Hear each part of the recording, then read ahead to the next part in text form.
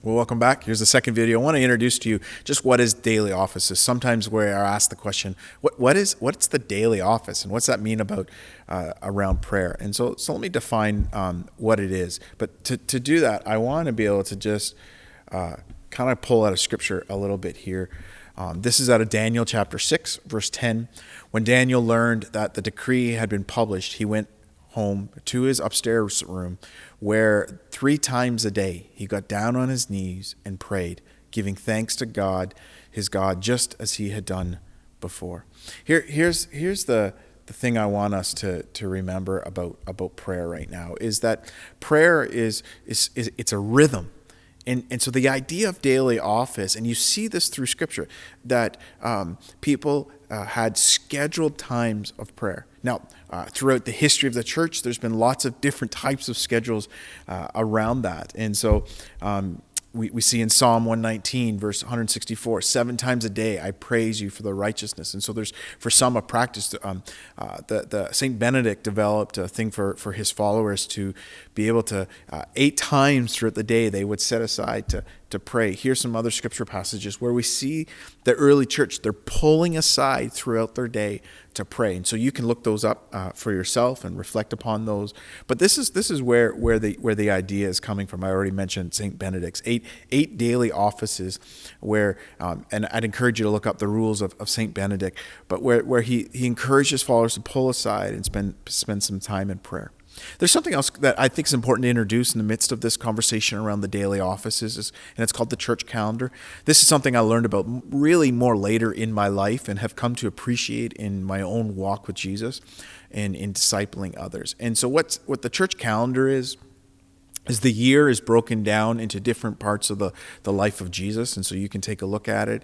And it's a great discipleship tool for our own life. And so some of the things you might already be aware of are like the seasons of Lent or seasons of Advent. Perhaps you already practice that. That comes out of the church calendar. And this simply is a tool to make disciples. And they have this wonderful thing as well called the lectionary reading, which you can look up online, and literally they provide readings that you can read throughout the day, every day. And there's readings for churches on Sundays, and it breaks the scriptures down into a 3-year cycle. It's, again, why use this? Do you have to? No, but why use it? It's about discipleship. And so there's people have come up with some different ways of illustrating it and using it. And here's one from Ann Voskum. And so you can check that out if you'd like.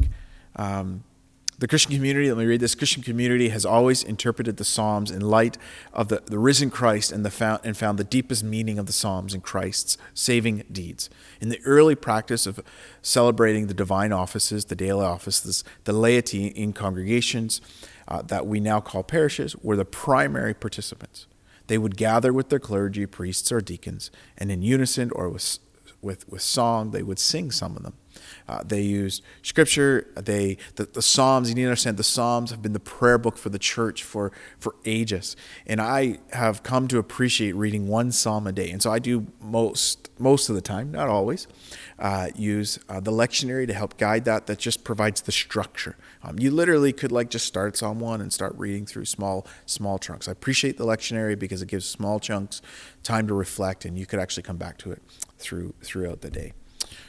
Let's again, there's the core idea here of the daily office is becoming aware of God's presence throughout the day. Instead of just going to work and working hard, it's about becoming aware of his presence. So that's kind of our second video of what is the daily offices. It's scheduled time throughout the day. It doesn't mean you can't pray at other times. It's just I'm going to be intentional in these moments to listen for the voice of God and to come before him. And so in the next video, we're going to walk through some examples of morning prayers, a noon prayer, and then a nighttime prayer.